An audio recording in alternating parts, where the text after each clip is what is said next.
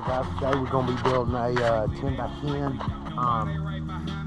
floating floor. I'm going to be putting a shed over there. It's just a little 10 by 10, actually like a 9 by 9. It's going to be sitting on there, so it'll give me a little bit of room. Hit a like and a follow if y'all would like to see how I did it. Got different steps and all sorts of stuff, so appreciate it very much. And with that being said, we'll start unloading everything. We will be using 2 by 6 by 10 today, 1/2-inch plywood for the decking. I know it should be 3/4, but we're going to be using fucking 1/2-inch. That's why I'm laying everything out on the foot layout. Nothing more than that. All right, let's get started.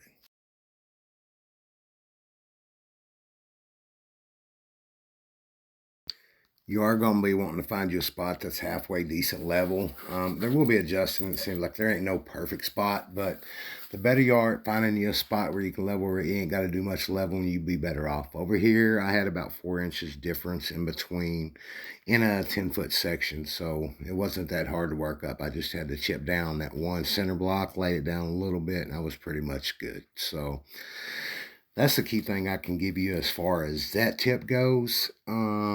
And also just pay attention how you get them spread out. I don't know if you know the 3-4-5 rule whenever you're aligning for a square job, but keep that in mind whenever you're doing this job. So whenever you're laying your bricks out is the main thing I want to keep and focus on that one. As you can tell, I use an 8-foot level right there across there. That thing stretches all the way out to 12 foot. That is such a cool level. And if you're doing jobs like that or just need a job where you're going to be needing a big level, you cannot go wrong with getting one of them.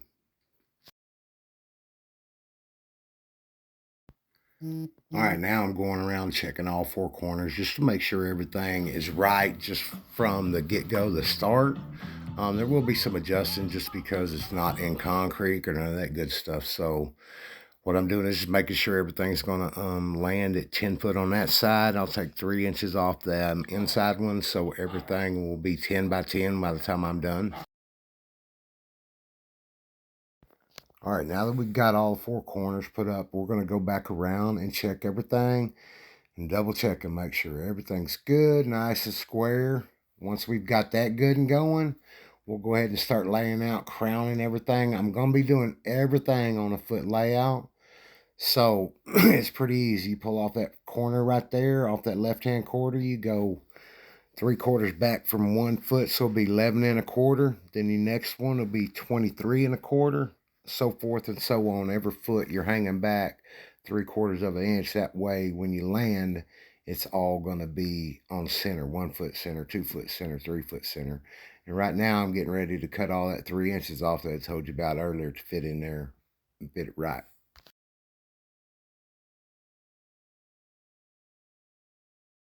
Once you get everything cut, you're going to want to crown.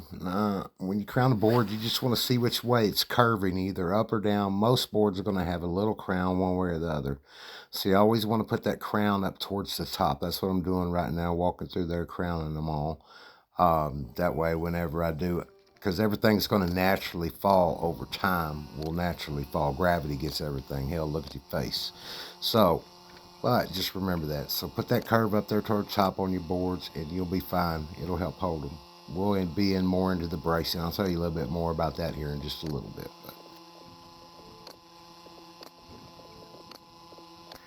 I did go through there and nail everything. I just put 1 nail in it because I come back and screwed everything off just because I was doing everything by myself. So it's kind of more harder to hold. If I had 2 people, I would have screwed from the start, but with just 1 person, it's easier just to get you a nail in there to get held. That way you can go through there and start putting screws all the way through there. But that's what I did after I got that. So I got 1 nail shot in there, and then I come back in there and I started screwing everything off. Because I really like to screw anything I'm using for exterior stuff like that. I like to screw them off that way. I know because they're in the weather and stuff like that. Even if you paint them or treat them, they're still going to want to shrink on you. And them nails, they get loose in there after a while. So screws are always the best way to go. And right here, I'm running my line braces. Everywhere where it's going to hit on 4 foot, on that sheeting, you're going to want to make sure like there's no hollow spots up underneath there. So I always go through there and brace it off every 4 foot. That way that seam lands on that joint right there. You got 3 inches both ways. Well, actually like 2 3/4, but who's counting, you know what I mean? Either way to carry that load. So if you're off just a little bit one way or the other, you're okay. So it'll carry it. It'll help hide it. Now, when it comes to bracing everything off, what I used was just some center blocks, and I used a few of them 4x8x16s. I spread them out probably about ever like 4 or 5 feet just within arm reach away from each other. That way I was pretty solid all the way through there. I walked around there and made sure everything's good. But I used a total of about 3, 6, I think it was 9 blocks in total.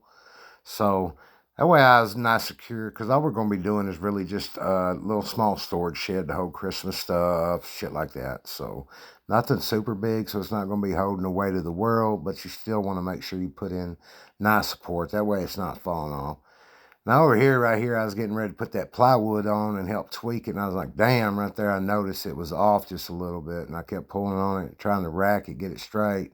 So I ended up having to pull it off. Now here's the trick how I got it in. I got over there and I work it back over there in that corner right there. And what I ended up doing is taking this long board, and I ended up getting it and straightening it back out. Is how I ended up getting it, but it turned out all right. Now we got everything square. We're just going to go around and cut off the last few little pieces that I had left to get it all straightened out. But yeah, we'll get them all laid down there, get it trimmed out, screw everything off, and that'll pretty much be a done deal. Appreciate it.